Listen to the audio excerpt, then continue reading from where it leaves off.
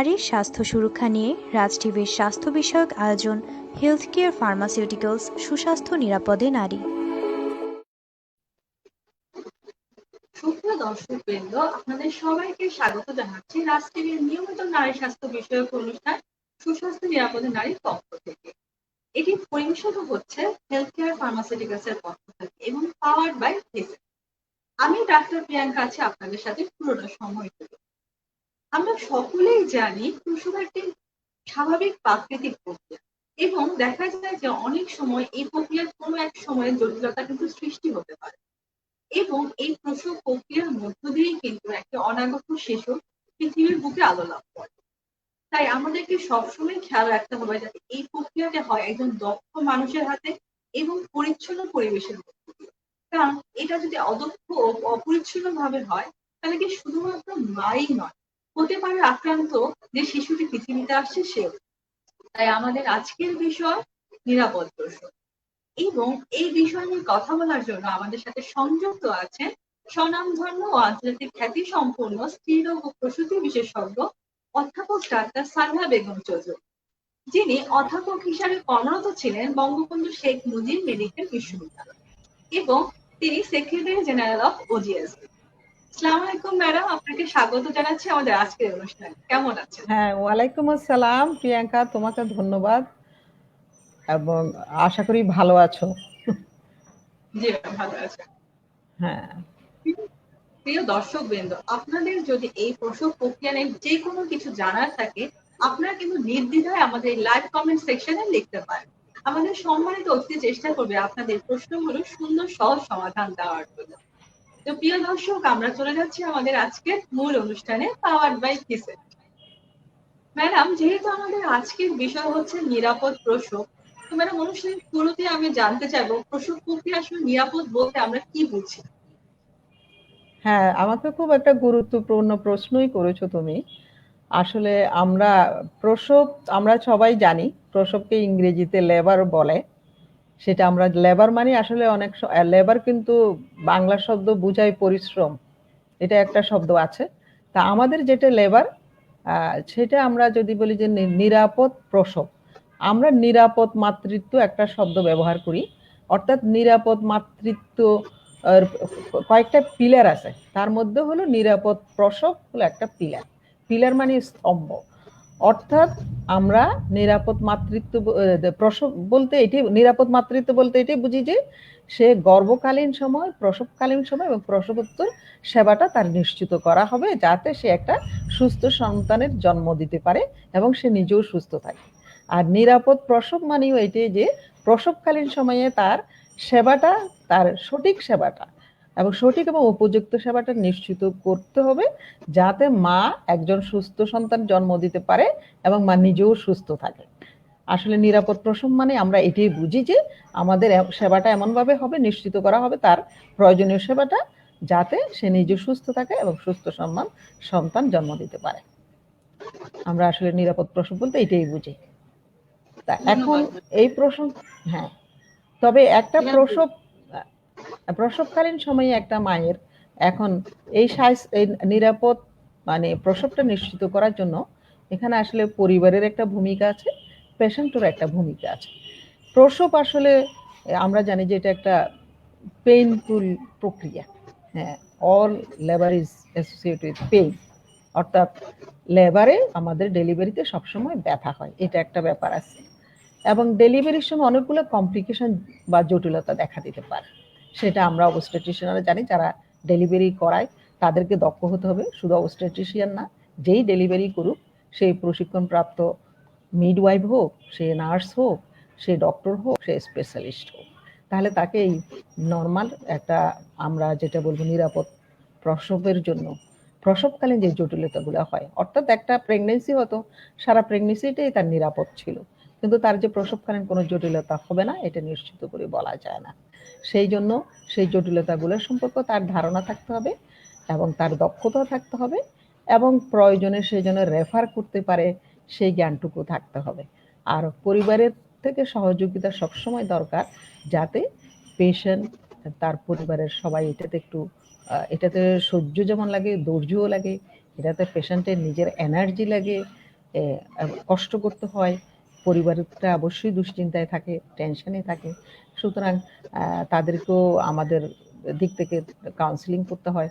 আর তাদের পক্ষ থেকে এই প্রসবকালীন সময় তো আমাদের যখন আমরা চিকিৎসকরা হোক বা স্বাস্থ্যসেবা কর্মী যিনি ডেলিভারি করাচ্ছেন, তিনি যে সমস্ত কাউন্সিলিং করেন সেগুলোর কাউন্সিলিং করে কথা বলেন, অনেক বিষয়ে পরামর্শ দেন, সেটা আমরা অবশ্য অ্যান্টিনেটাল কেয়ারের সময় থেকে দিয়ে থাকি। তো সুতরাং ওগুলো তাদেরকে মানতে হবে, বুঝতে হবে এবং তাদের আমাদের সাথে সহযোগিতা করতে হবে। তাহলে হয়তো আমরা নিরাপদ প্রসবের জন্য এটা একটা আমরা মনে করি এটাও একটা গুরুত্বপূর্ণ বিষয়, পরিবারের সহযোগিতা, পেশেন্টের সহযোগিতা এবং পেশেন্টের সুস্থ থাকা বা তার সুস্থ থাকার ওই সময়।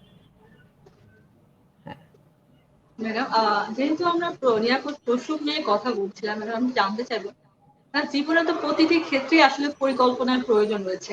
এই প্রসবের ক্ষেত্রেও কি আমাদের কোনো পরিকল্পনার প্রয়োজন আছে কিনা, বা যদি থেকে থাকে সেটার ভূমিকাটা আসলে?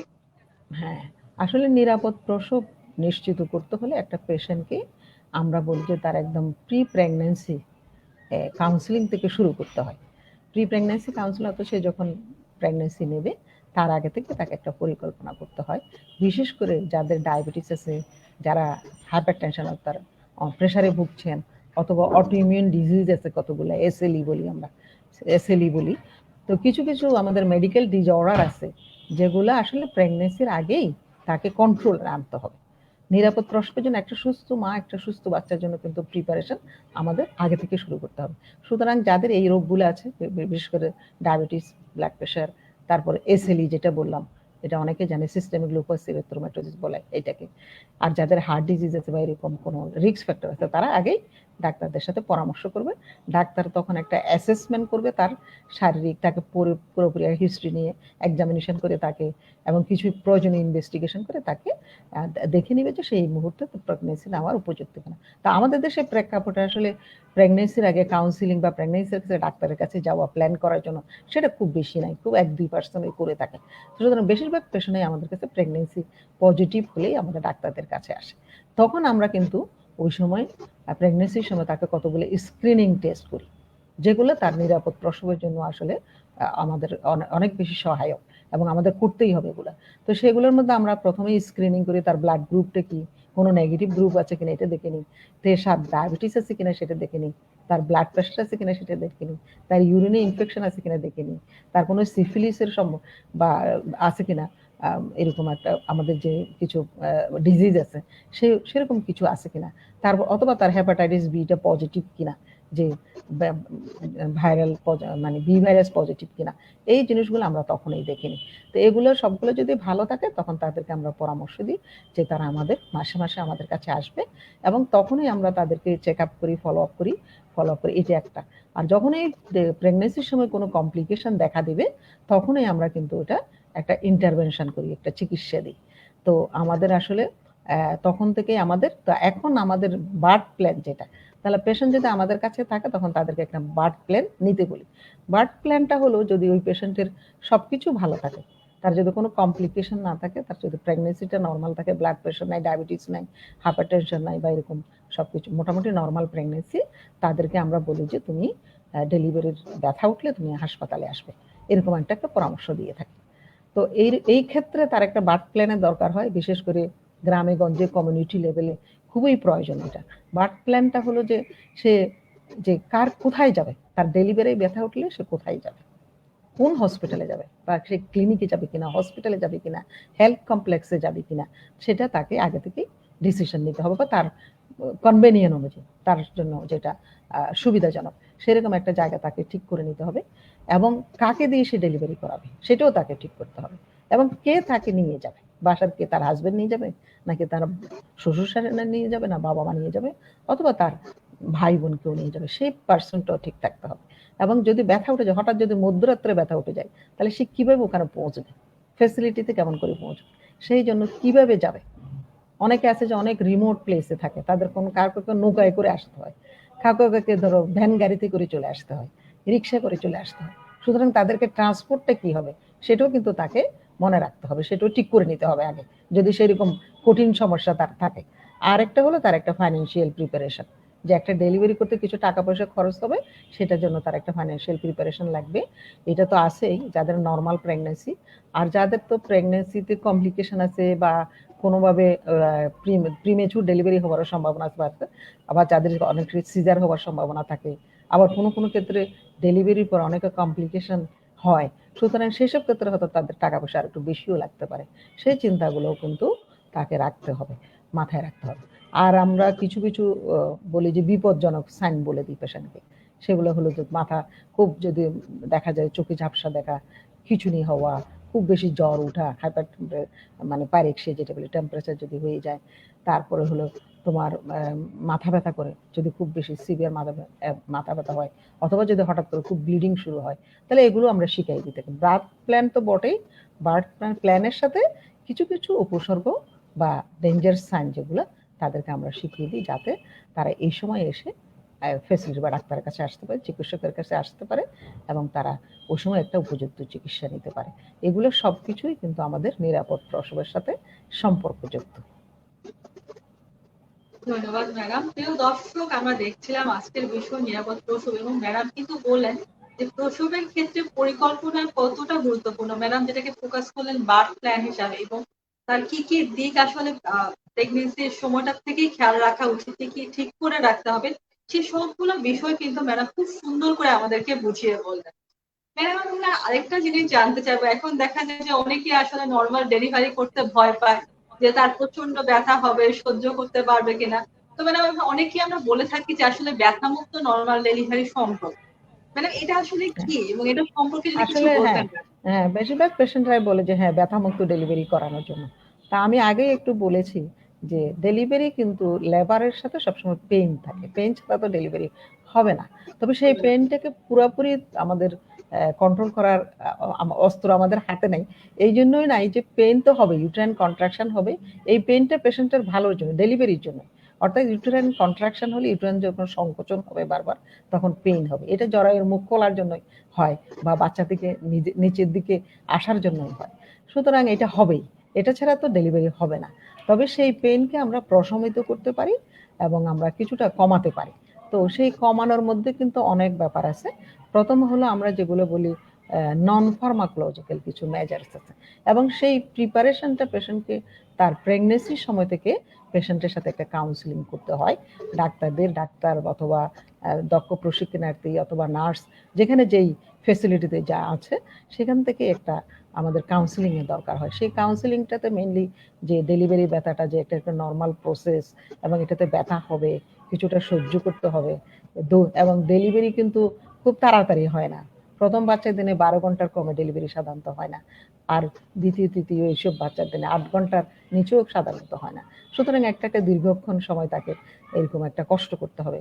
সেটার জন্য তাকে একটা মেন্টাল প্রিপারেশন দিতে হয়, এবং কিছুটা ধৈর্যেরও প্রয়োজন হয়। সেটা সাথে শুধু পেশেন্টের না, তার পেশেন্টের সাথে আমরা কাউন্সিলিং করি। সেই কাউন্সিলিং এর ব্যবস্থা সব জায়গায় থাকা উচিত, ফেসিলিটি লেভেলে তো বটেই। যে তার কনসেপ্টটা বলা যে ব্যথা হবেই, এই ব্যথাটা কিছুটা কমানো যাবে, সহ্য করানো যাবে, সহ্য করতে হবে, কিছুটা ধৈর্য ধরতে হবে, পরিবারের সবাইকে এটা বোঝাইতে হবে। আর ডেলিভারির সময় এটা ওকে একটা মেন্টাল প্রিপারেশন দিলে, তাহলে তার মেন্টাল ফিজিক্যাল একটা প্রিপারেশন চলে আসে। এরপরে ডেলিভারির সময় পেশেন্টের সাথে আমরা এখন একজন অ্যাকম্পানিং পার্সন রাখার কথা বলি, যে থাকবে, যে পেশেন্টের সাথে, যেহেতু এটা অনেক দীর্ঘক্ষণ সময়ের ব্যাপার, তার সাথে একজন থাকবে। সেটা পরিবারের কেউ হতে পারে, অথবা ডাক্তার বা চিকিৎসক নিজেই এমন একজনকে দিবেন, বা মিডওয়াইফও হতে পারে, যে যার উপর পেশেন্টের আস্থা থাকবে, যে পেশেন্টকে সহযোগিতা করবে এবং পেশেন্টের সাথে এই সারা সময় ধরে থেকে কাউন্সিলিং করবে। সেটাতে একটা কিছু কমানো যায়। আর অনেক সময় কিছু কিছু নন ফার্মাকোলজিক্যাল পদ্ধতি আছে, ডেলিভারি ব্যথা উঠলে এই যে ব্যাক মেসেজ করে, অনেক সময় দেখা যায় এগুলো মিডওয়াইফ দিয়ে বা তার অ্যাকম্পানিং পার্সন করবে, যাতে পেশেন্টের পেশেন্টের কিছু ব্যথা কমে। এছাড়াও যখন আমরা বলি যে কিছু পজিশনেরও ব্যাপার আছে, আজকাল একটা স্কোয়াটিং পজিশন বলে, তো ডেলিভারি মানে এক সময় হয়ে গেলে ওই সময় একটা স্কোয়াটিং পজিশনে করলো, তার ব্যাক পেনটা কিছুটা কমে। তো এই জন্য আমাদের নন ফার্মাকোলজিক্যাল। আরেকটা হলো যে আমাদের ফার্মাকোলজিক্যাল দিকটা হলো ড্রাগ দিয়ে, অর্থাৎ ব্যথা, অনেক ব্যথা আছে যে এগুলোতে আসলে কমবে না, মানে ডেলিভারি ব্যথা যে সবসময় এগুলোতে কমবে তা না, নন ফার্মাকোলজিক্যাল মেথডগুলোতে কমবে তা না।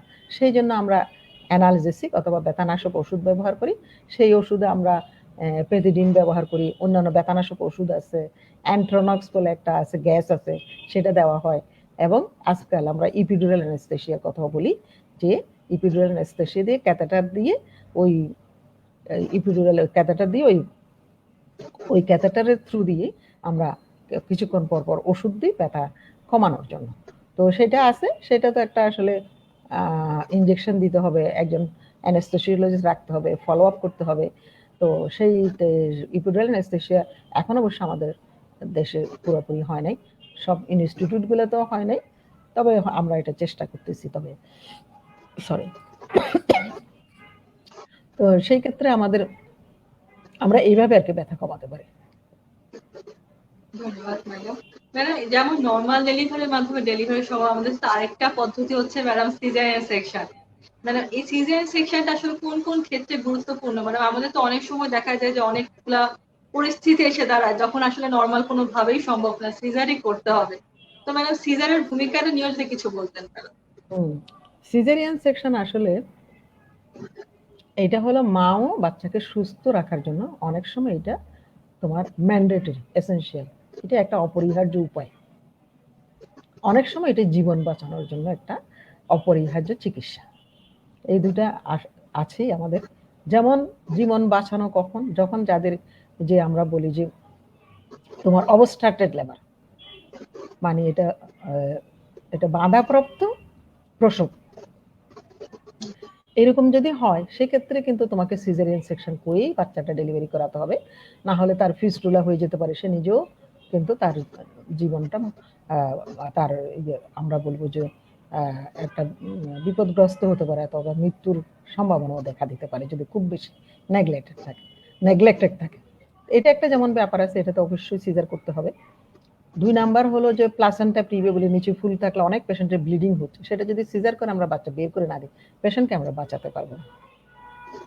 আবার কারো কারো দেখা যায় 2-3টা বাচ্চা নর্মাল পেয়েছে, কিন্তু পরের বাচ্চাটা পজিশন ঠিক নেই, তখন অনেক ব্যথা হচ্ছে, তো পজিশন সে জানে, তখন যদি আমরা সিজার না করি তাহলে পেশেন্টটা ইউটেরাস রাপচার হয়ে যাবে। ইউটেরাস রাপচার মানে ছিঁড়ে যাওয়া, একদম ছিঁড়ে গিয়ে ব্লিডিং হয়ে পেশেন্ট মারা যেতে পারে। তারপরে যদি কারো যদি 2-3টে সিজার থাকে, সে আসলো কিন্তু সে মনে করলো যে আমি বাসায় ডেলিভারি করবো, সেই ক্ষেত্রে কিন্তু সিজার না করলে পেশেন্ট মারা যেতে পারে। তো এই ক্ষেত্রে কিন্তু এটা লাইফ সেভিং প্রসিডিওর। আমরা অবশ্যই এখানে আমাদেরকে তারকে সিজার করেই পেশেন্টকে বাঁচাতে হবে, বাচ্চাকে বাঁচাতে হবে। আর কিছু কিছু ক্ষেত্রে আমরা বলি যে মা বাচ্চাকে সুস্থ রাখার জন্য, যেমন মায়ের যদি এমন থাকে যে সিভিয়ার প্রি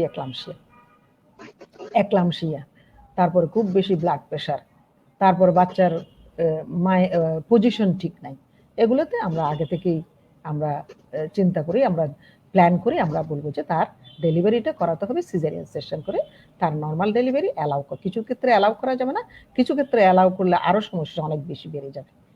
মায়ের কিছু কন্ডিশন আছে এরকম, কারো যদি ওই যে ভিভিএফ রিপেয়ার, সাকসেসফুল রিপেয়ার ও ভিভিএফ, কারো আগে ফিস্টুলা হয়েছিল, সেটা রিপেয়ার করে ভালো হয়ে গেছে, একটা কঠিন সমস্যা থেকে ভালো হয়েছে, এখন তাকে আবার সিজন না করে নর্মাল ডেলিভারি করলে আবারও তার ওইটা হয়ে যেতে পারে। তো সুতরাং এই ক্ষেত্রে আমাদের মেডিকেল ডিসঅর্ডার যেগুলো, আর যেটা বললাম, এক্ষেত্রে মায়ের জন্যই কিছু প্রিএক্লামশিয়া যেমন হেল্প সিন্ড্রোম, এরকম অনেকগুলো ব্যাপার আছে যেখানে তোমার আমাদের অবশ্যই সিজার করে মা বাচ্চাকে সুস্থ রাখতে হবে। আবার কিছু কিছু কন্ডিশন বাচ্চার জন্য, যেমন বাচ্চাটা দেখা যাচ্ছে যে তার খারাপ হয়ে গেছে, সেটা প্রেগন্যান্সির সময় হোক অথবা আর্লি লেবারে হোক, যখনই খারাপ হবে তখনই তাকে সিজার করে বাচ্চাটাকে বাঁচাতে হবে। আবার কিছু কিছু ক্ষেত্রে বাচ্চা অলরেডি দেখা যায় যে প্রেগন্যান্সির সময় সে লেবার পেইন শুরু করে নাই, হয় নাই তার, কিন্তু তার গ্রোথ রিটার্ডেশন আছে, গ্রস, বাচ্চাটা খুব ছোট, অনেক পানি কমে গেছে, তাহলে এইসব ক্ষেত্রে কিন্তু তাকে বাচ্চাটাকে বাঁচানোর জন্যই আমাদেরকে সিজার করতে হবে। তো সুতরাং সিজার আমাদের আগেই বলেছি এটা একটা লাইফ সেভিং ইন্টারভেনশন, আবার এটা বাচ্চা মাকে সুস্থ রাখার জন্য একটা ইন্টারভেনশন। তবে যদি প্রেগন্যান্সিতে কোনো কমপ্লিকেশন না থাকে, মায়ের যদি পেলভিস ভালো থাকে, মায়ের যদি কোনো মেডিকেল ডিসঅর্ডার না থাকে, বাচ্চা যদি সুস্থ থাকে, অন্য কোনো কমপ্লিকেশন না থাকলে আমরা বলতে পারি যে প্রায় 90% ক্ষেত্রে নর্মাল ডেলিভারি হওয়ার সম্ভাবনা থাকে। তবে সেই ডেলিভারি আমরা সবসময় চাই যে ডেলিভারিটা কারো পর্যবেক্ষণের মাধ্যমে হোক, সুপারভিশনে হোক। তো সিজারিয়ান সেকশন আমাদের জন্য লাইফ সেভিং ইন্টারভেনশন, আবার কিছু কিছু ক্ষেত্রে লাইফ সেভিং না হলেও তাদেরকে সুস্থ রাখার জন্য আমাদের এটা একটা প্রধান উপায়। ধন্যবাদ ম্যাডাম। প্রিয় দর্শক, আমরা দেখছিলাম আমাদের আজকের অনুষ্ঠান হেলথ কেয়ার ফার্মাসিউটিক্যালস প্রেজেন্ট নিরাপদ প্রসব। ম্যাডাম, এই মুহূর্তে আমি হচ্ছে দর্শকের প্রশ্ন নিয়ে নিতে চাচ্ছি। ম্যাডাম, সিরাজ নামে আমাদের একজন দর্শক জানতে চেয়েছেন, তার ওয়াইফের বয়স 35 বছর, তার 34 সপ্তাহের প্রেগন্যান্সি চলতেছে এবং তিনি ডায়াবেটিসের জন্য ইনসুলিন নিচ্ছে। প্রেশারের জন্য সারডোপা 250 সে 3 বেলা খাচ্ছে। তার 30 সপ্তাহের সময় হিমোগ্লোবিন ছিল 9.1 এবং 32 সপ্তাহের পানির পরিমাণও বেড়ে গিয়েছিল প্রায়, সেটা হচ্ছে 8.6। এবং বাবুর পজিশনও উল্টা রয়েছে, সেটা ট্রান্সভার্স পজিশনে রয়েছে। এখন 34 সপ্তাহে তার আর কোনো টেস্টের দরকার আছে কিনা, এবং তার আগে 2বার সিজার হয়েছিল। তিনি এখন এই প্রেগন্যান্সিতে সিজারটা কত সপ্তাহের দিকে করতে পারেন? আচ্ছা, তো এটাতে আমরা মনে হচ্ছে তার তো অনেকগুলো কমপ্লিকেশন আছে, তার 2টা সিজার আছে, একটা ব্যাপার আছে। তার হলো পানি বেশি এসে গেছিল, পানি বেশি হয়েছিল, তার পলিহাইড্রামিয়াস হয়েছিল, যেটা আমরা বলি যে আনকন্ট্রোল ডায়াবেটিসের একটা কমপ্লিকেশন। তো সেইটা সেই হিসেবে তার যেহেতু ডায়াবেটিস ছিল এবং ডায়াবেটিস আনকন্ট্রোল ছিল, এখনো তার ইনসুলিন নিচ্ছে সে, সুতরাং আমাদের অনেকগুলো তার রিস্ক ফ্যাক্টর আছে। এবং এই সব বিবেচনা করে আমরা আসলে এইসব ক্ষেত্রে আমরা 37 ইনসুলিন যদি নেয়, আর তার ব্লাড প্রেশার আছে আরেকটা, এটাও একটা প্রবলেম আছে, সেই ক্ষেত্রে যদি তার ডায়াবেটিস আনকন্ট্রোল থাকে এবং তার প্রেশার যদি আনকন্ট্রোল থাকে, সেই ক্ষেত্রে 36 উইকসেও আমরা স্টেরয়েড দিয়ে, অর্থাৎ বাচ্চার লাং ম্যাচুরিটিটা কমপ্লিট করে তাকে আমরা 36 উইকসে আমরা সিজার করতে পারি। সিজারের জন্য এটা একটা প্রেফারেবল সময়। যেহেতু আর যে কোনো সময় যদি তার প্রেশার অনেক বেশি হয়ে যায়, তাহলে 35, 34, 35 একটা ল্যান্ডমার্ক, যে মায়ের অবস্থা যদি খারাপ হয় তাহলে সেক্ষেত্রে 34 উইকস আমরা ডেলিভারি করি। তো তার ক্ষেত্রে যদি দেখা যায় যে তার প্রেশার কন্ট্রোল না হয়, তাহলে তাকে অবশ্যই আমরা ইভেন যদি দেখা যায় যে 35 উইকসে বাচ্চা যদি খারাপ হয়ে যায় কোনো কারণে, তার অনেকগুলো কমপ্লিকেশন আছে, ব্লাড প্রেশার, ডায়াবেটিস আনকন্ট্রোল, পলিহাইড্রামিয়াস, সুতরাং তাকে আমরা যদি সেরকম কিছু হয় তাকে আগেও সিজার করা যেতে পারে। তবে তার বেলায় যদি সবকিছু ভালো থাকে আমরা 36 উইকসে করার জন্য বলবো। আর শুধুমাত্র যাদের ডায়াবেটিস এবং ইনসুলিন নিচ্ছে, যার ব্লাড প্রেশার নাই, তাদের জন্য আমরা সাধারণত 37 কমপ্লিটেড উইকস, অর্থাৎ 37 শেষ হলেই আমরা সাধারণত সিজারের জন্য বলি। যদিও 38 উইকসে সারা পৃথিবীতে রিকমেন্ড করে, কিন্তু দেখা যায় যে ডায়াবেটিসের ক্ষেত্রে শেষের 4 সপ্তাহে বাচ্চা হঠাৎ করে পেটের মধ্যে মারা যায়। অনেক সময় আনএক্সপ্লেইন বলে, অনেক সময় এগুলোকে এক্সপ্লেইনও করা যায়। তাহলে এইরকম একটা ঝুঁকি থাকে, সেরকম ঝুঁকি যেহেতু আছে, সেগুলো বিবেচনা করে তার আমরা বলি যে তার যদি প্রেশার, এই যে এই সিনারিও কিন্তু একটু কমপ্লিকেটেড, তাকে 36 আমরা বলবো। আর না হলে যদি কন্ট্রোল থাকে আমরা 37 কমপ্লিটেড উইকসে করাটাই বলি। আর যদিও বই এটা রেফারেন্স বুকে 38 কমপ্লিট আছে, তবে ওই এক সপ্তাহ আমাদের খুবই, যদি আমরা করতে চাই তাহলে আমাদেরকে খুবই ভিজিলেন্ট থাকতে হবে। পেশেন্টকে আমরা ওই যে সিটিজি বলি, তারপর বায়োফিজিক্যাল প্রোফাইল বলি, পরীক্ষাগুলো করতে হবে, খুব ক্লোজলি মনিটর করতে হবে। তা আমরা দুটাই করে থাকি, আমরা বইতে স্বীকৃত এটা, কিন্তু আমরা 37 কমপ্লিটেড উইকস হলো আমরা করি, 36 উইকস আমরা করি। আর যদি এই পেশেন্টের বলে যদি ব্লাড প্রেশার অনেক বেড়ে যায়, তাহলে 35 উইকসও হতে করতে পারে, যদি বাচ্চা খারাপ হয়ে যায় অন্য কোনো সমস্যা। তো ওর জন্য আমি 36 উইকসে করাটাই বলবো যে মানে প্রেফারেবল সময়। পরবর্তীতে তার সমস্যার উপর নির্ভর করবে আসলে। ধন্যবাদ ম্যাডাম। ইয়াসমিন নামে আমাদের একজন দর্শক জানতে চেয়েছেন, তার 32 সপ্তাহ চলছে, তার প্রেগনেন্সিতে কোনো ধরনের কোনো সমস্যা নেই, কিন্তু তার আগের প্রেগনেন্সিতে বাচ্চার হার্টবিট কমে যাওয়ার কারণে সিজারিয়ান সেকশন করতে হয়েছিল। তিনি জানতে চাচ্ছেন এই প্রেগনেন্সিতে কি তার সিজারিয়ান সেকশন লাগবেন কি?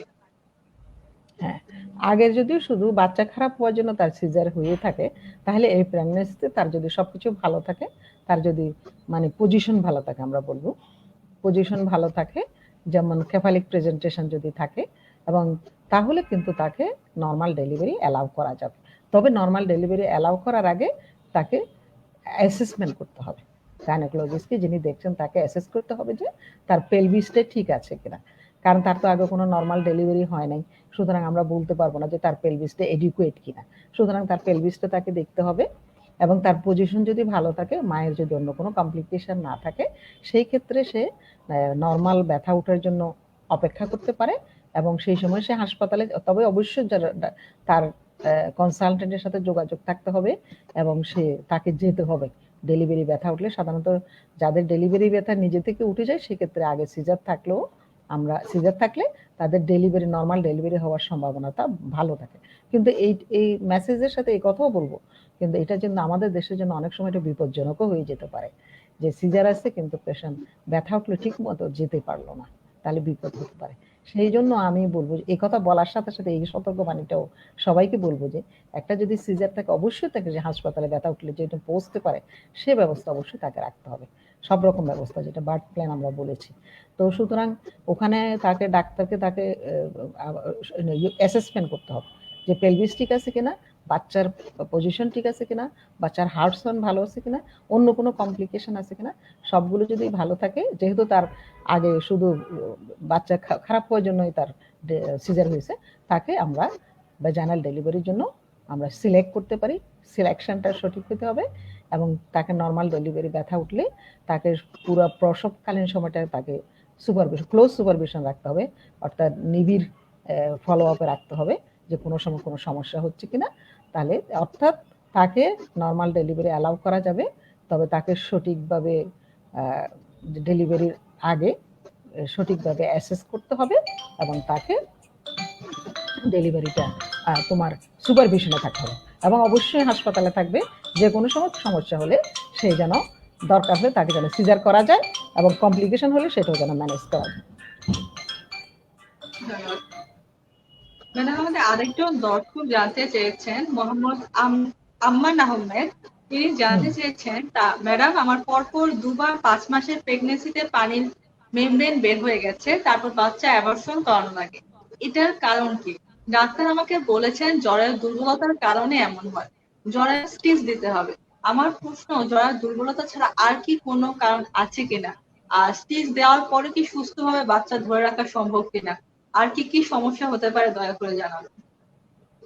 হ্যাঁ, যেহেতু 2বার 5 মাসে বাচ্চা নষ্ট হয়ে গেছে, ডেলিভারি হয়ে গেছে, তবে এইসব ক্ষেত্রে আমরা একটা হিস্ট্রি নিই, যে আগে পানি ভেঙে গেছে না আগে ব্যথা উঠেছে।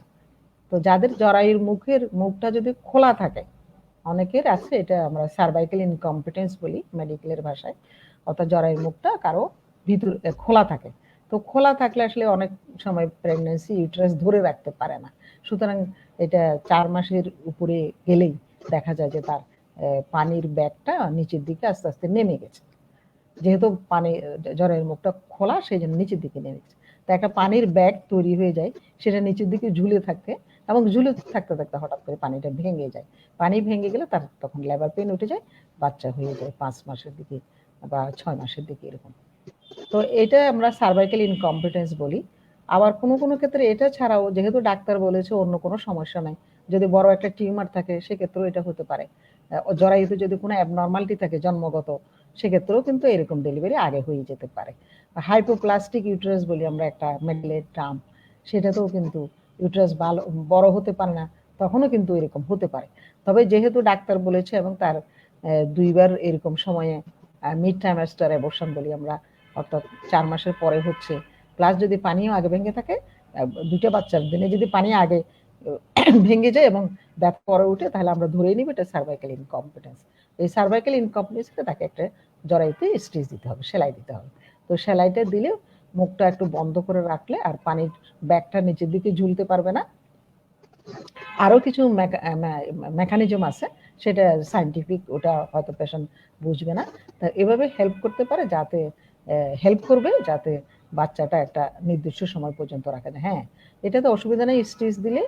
মাঝে মাঝে এই স্টিচে যে সবসময় সাকসেসফুল হবে তা না, প্ল্যান ওয়াইজ আগে ঠিক মতো দিতে পারলে, ঠিক সময়ে দিতে পারলে, তো বেশিরভাগ ক্ষেত্রেই আসলে ধরে রাখা যায়। তবে সব সময় এটা 100% যে ইয়ে করা যায় না, নিশ্চিত করা যায় না কাউকে যে এটা স্টিচ দিলেই মানে বাচ্চা থাকবে এবং পানি ভাঙবে না, এরকম বলা যায় না।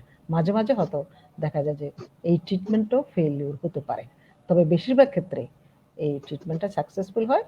সুতরাং তাকে স্টিচ দিতে হবে এবং দেওয়াটাই তার জন্য একটা চিকিৎসা। ধন্যবাদ ম্যাডাম, আশা করি দর্শক আপনি আপনার প্রশ্নের উত্তর পেয়ে গেছেন। তাহলে আমি আরেকটি প্রশ্ন নিতে চাচ্ছি ম্যাডাম। তৃপ্তি নামে একজন দর্শক জানতে চেয়েছেন, তার 35 বছর এবং তার এখন 33 সপ্তাহ চলছে। তার হচ্ছে প্রায় 10 বছর পর বেবি হচ্ছে এবং তার এখন টুইন প্রেগনেন্সি। তিনি জানতে চাচ্ছেন যে তার এই টুইন প্রেগনেন্সিটা কি নর্মাল ডেলিভারির মাধ্যমে সম্ভব কিনা নাকি সিজারিয়ান সেকশন লাগে। না, তার বয়স কত? 35 বছর ম্যাডাম, এবং 10 বছর পরে বাচ্চা হবে। হ্যাঁ, তার নিজের একটা বয়স, সেটা 35 বছর। 35 বছরকে আমরা এল্ডারলি প্রাইমি বলি। এল্ডারলি প্রাইমি বলি, এল্ডারলি প্রাইমির অনেকগুলো সমস্যা থাকে। তো তাদের যে নর্মাল ডেলিভারি সবসময় হয় না, এটা একটা ব্যাপার আছে।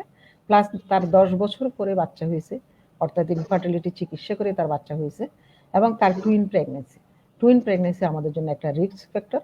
আর টুইন প্রেগনেন্সিতে যদি বাচ্চার নিচের দিকে যদি পজিশন, যদি প্রথম বাচ্চার পজিশন যদি ভালো না থাকে, তাহলে অবশ্যই সিজার করতে হবে, ওখানে দ্বিতীয় চিন্তা করার কোনো সুযোগ নেই।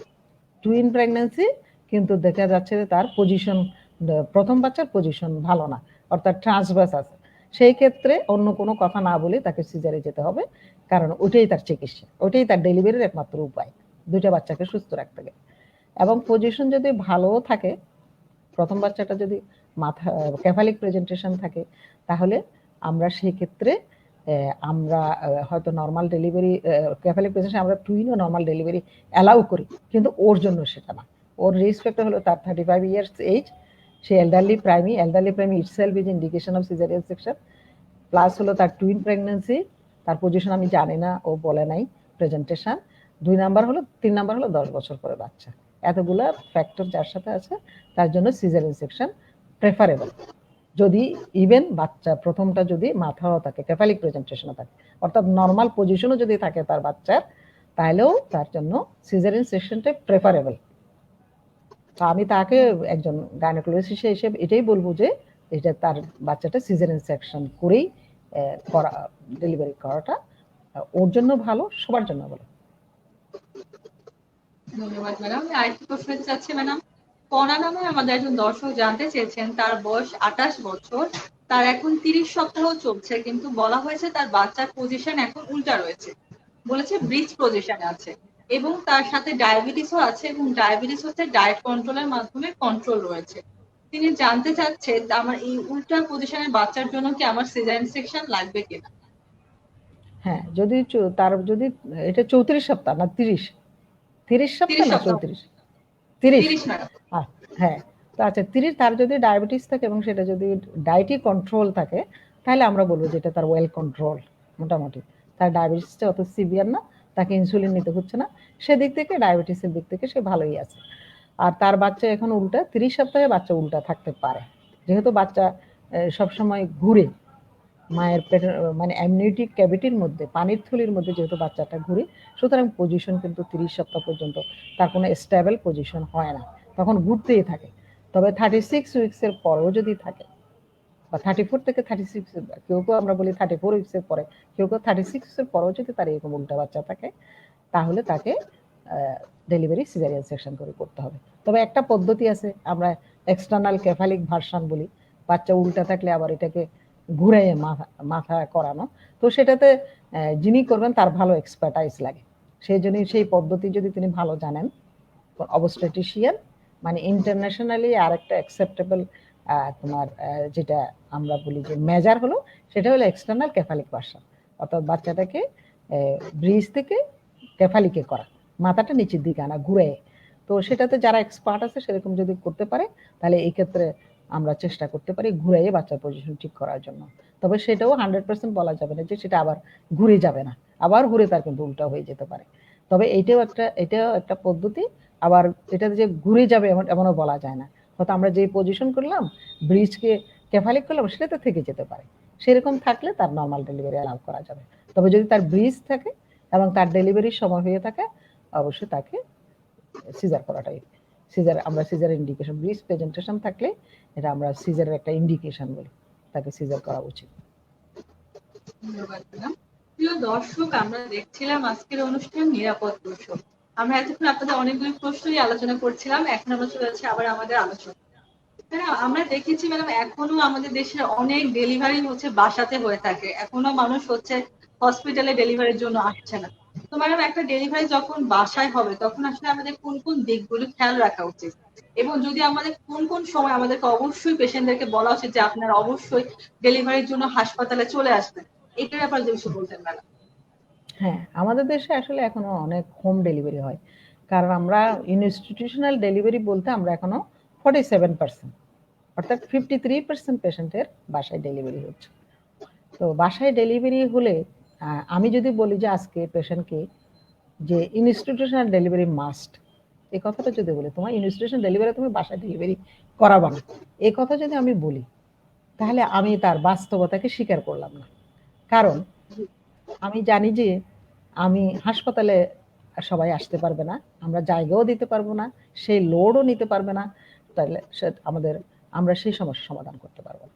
তাহলে সেক্ষেত্রে হোম ডেলিভারি করানো যাবে, সেটা হোম ডেলিভারি করানো যায়, তবে তার সেটা যদি একদম নর্মাল প্রেগনেন্সি হয়। আগে যদি বলেছি যে তার কোনো রকম সমস্যা থাকবে না, তার ব্লাড প্রেশার নর্মাল, তার ডায়াবেটিস নাই, তার অন্য কোনো মেডিকেল ডিসঅর্ডার নাই, তার আগের সিজারিয়ান নাই, তার বাচ্চার পজিশন ভালো, তার পেলভিস ভালো, এগুলো যদি আগেই অ্যান্টিনেটাল চেক আপে তার এগুলো সব কিছু করে সে সবসময় পেশেন্ট ডাক্তারের চেক আপে রয়েছে এবং সব কিছুই তার ভালো, সেক্ষেত্রে হোম ডেলিভারি করা যায়।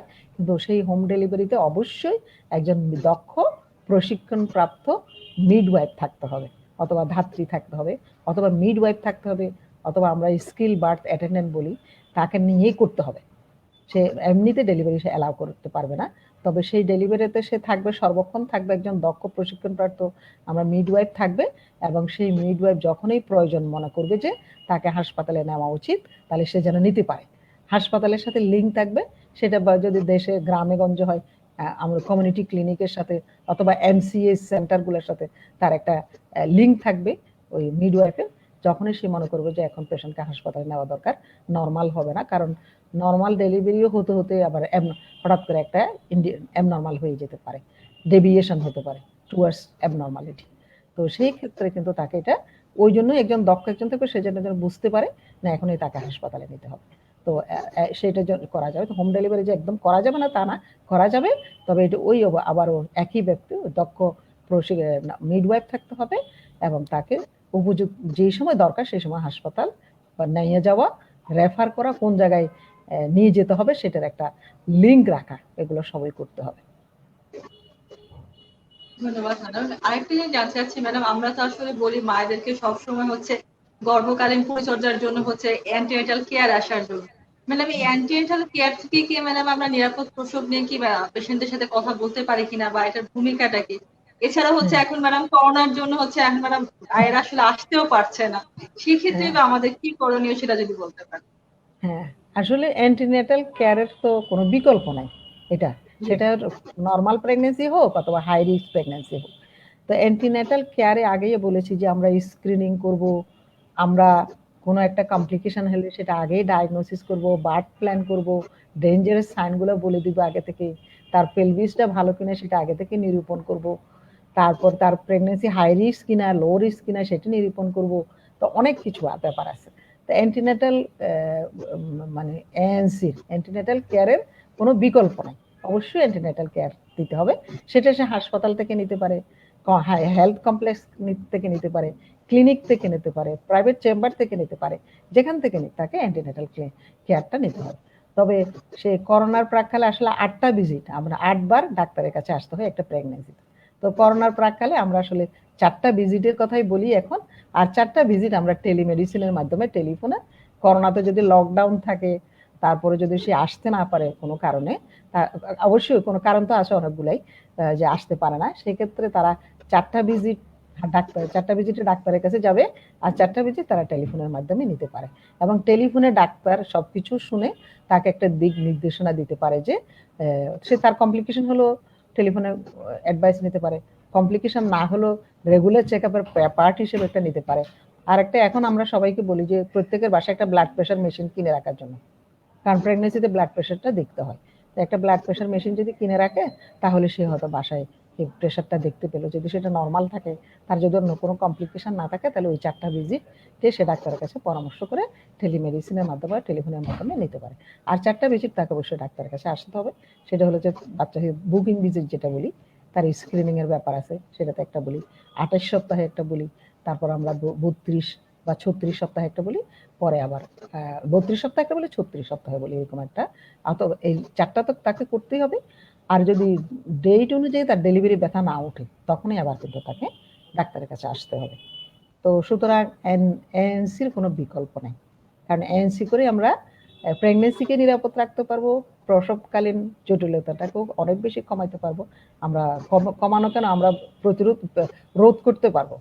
তারপরে ডেলিভারির পরেও তো আবার একটা কেয়ার আছে পিএনসি, সেটাও। আরেকটা হলো এএনসির আরেকটা ভালো রোল, সেটা হলো ওই সময় আমরা ফ্যামিলি প্ল্যানিং এর অ্যাডভাইসটা দিয়ে থাকি। এখন কাউন্সিলর, আজকাল আমরা সবসময় বলছি কাউন্সিলর থাকার জন্য এএনসিতে। ডাক্তাররা তো অনেক সময়, ডাক্তারদের অনেক পেশেন্ট থাকে, অনেক লোড থাকে, আসলে কাউন্সিলিং একটা নির্দিষ্ট সময় ধরে করতে হয়, একটা চেকলিস্ট ফলো করতে হয়। সুতরাং ডাক্তারদের পক্ষে কাউন্সিলিং করা, ইফেক্টিভ কাউন্সিলিং করা সম্ভব হয় না সময় এবং অন্যান্য পেশেন্ট লোডের জন্য। সেক্ষেত্রে আমরা গভর্নমেন্টকেও বলছি, ওজিএসবির পক্ষ থেকে, যে আমরা কাউন্সিলর দেওয়ার জন্য গভর্নমেন্টের সাথে সবসময় যোগাযোগ রাখছি, এই জন্য যে কাউন্সিলর দেবে, সেই কাউন্সিলর তাকে কাউন্সিলিং করবে, যাতে সে ফ্যামিলি প্ল্যানিং এর একটা কাউন্সিলিং ওখানে এএনসিতে হয়ে যাবে, যাতে ডেলিভারির পরে পরে সে আমরা ইমিডিয়েট পোস্টপার্টাম আমরা পিপি আইইউডি দিই। আমরা পিপিআইডি একটা পদ্ধতি আছে, সেটা দেওয়া যায়, সেটা সম্পর্কে আলাপ করা যেতে পারে, অথবা অন্যান্য পদ্ধতি সম্পর্কে তখন তাকে একটা ধারণা দেওয়া যেতে পারে। সুতরাং অনেক দিক থেকে অ্যান্টিনেটাল কাউন্সিলের রোল অনেক বেশি। আমরা সেটা অবশ্যই পেশেন্টকে আসতে হবে, ফলো করতে হবে। ধন্যবাদ ম্যাডাম। আমি আরেকটি প্রশ্ন নিতে চাচ্ছি ম্যাডাম। কান্তা নামে আমাদের একজন দর্শক জানতে চেয়েছেন, তার এখন 32 সপ্তাহ চলছে এবং তার প্রেগনেন্সিতে একটি টিউমার ধরা পড়েছে। ডাক্তার বলেছে এটি ফাইব্রয়েড এবং এগুলোর সাইজ হচ্ছে 4x5 সেন্টিমিটার। উনি জানতে চেয়েছেন যে আমার ডেলিভারিতে কোনো সমস্যা হবে কিনা এবং কিভাবে ডেলিভারি করানো হবে।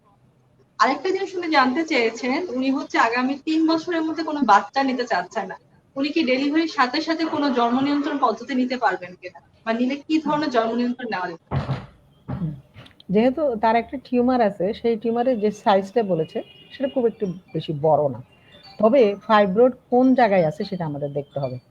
মানে আমাদের আল্ট্রাসাউন্ডে আমরা আসলে বুঝে যাই, সেটা যদি নিচের দিকে থাকে, সার্ভাইকাল ফাইব্রয়েড যেটা বলে, অথবা নিচের দিকে পিছনের দিকেও যদি থাকে একদম নিচে, তাহলে সেক্ষেত্রে কিন্তু তার ডেলিভারিটা নর্মাল ডেলিভারি হওয়ার সম্ভাবনা কমে যাবে, বাধাগ্রস্ত হতে পারে, অবস্ট্রাটের লেবার হয়ে যেতে পারে। আর যদি একদম উপরের দিকে থাকে, তাহলে সেটা তার জন্য খুব একটা কঠিন সমস্যা না, সেক্ষেত্রে নর্মাল ডেলিভারি হওয়ার সম্ভাবনা থাকে। তো ফাইব্রয়েডের পজিশনের উপর নির্ভর করবে। আর যেহেতু তার এখন 33 সপ্তাহ, একদম টার্ম প্রেগনেন্সি পর্যন্ত তার যদি আর কোনো সমস্যা না থাকে, টিউমার যদি একদম উপরের দিকে থাকে, তাহলে সেক্ষেত্রে নর্মাল ডেলিভারি হতে পারে। তবে নিচের দিকে থাকলে তাকে অবশ্যই সেই ক্ষেত্রে কিন্তু তার ডেলিভারি প্রসবটা বাধাগ্রস্ত হতে পারে।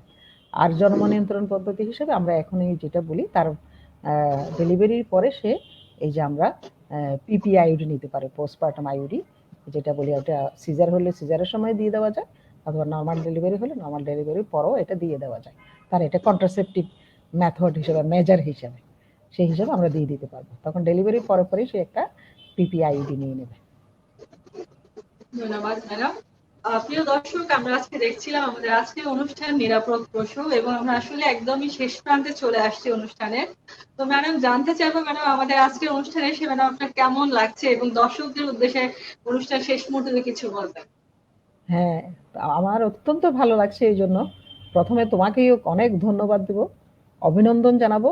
তুমি প্রত্যেকটা প্রশ্ন খুব ইম্পর্টেন্ট প্রশ্ন করেছো, গুরুত্বপূর্ণ প্রশ্ন করেছো, যেগুলা পেশেন্টের জন্য, পেশেন্টের উপকারে আসবে। পেশেন্টের জন্য এই তথ্যগুলো জানা দরকার, পেশেন্টের আত্মীয় স্বজনের এই তথ্যগুলো জানা দরকার, এবং আমাদের অনেক জুনিয়র ডাক্তাররা এতে উপকৃত হবে।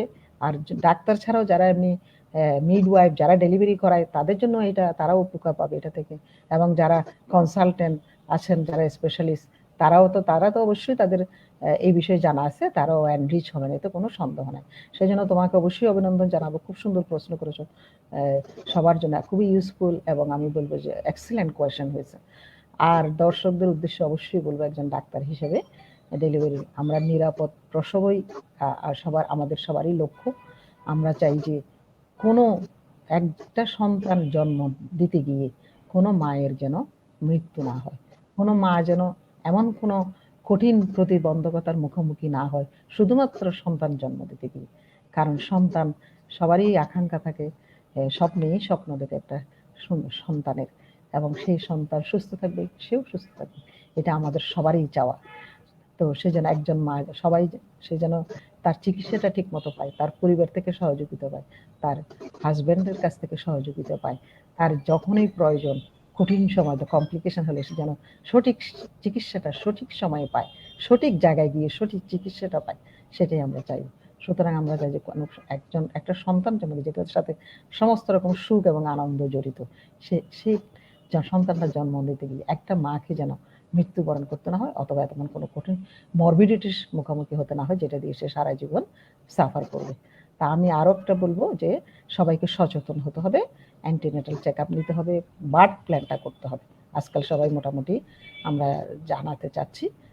আমরা ওজিএসবির পক্ষ থেকে, যেহেতু আমি ওজিএসবির সেক্রেটারি জেনারেল, আমাদের অনেক মেম্বার আছে, সারা দেশ জুড়ে ব্রাঞ্চ আছে 14টা।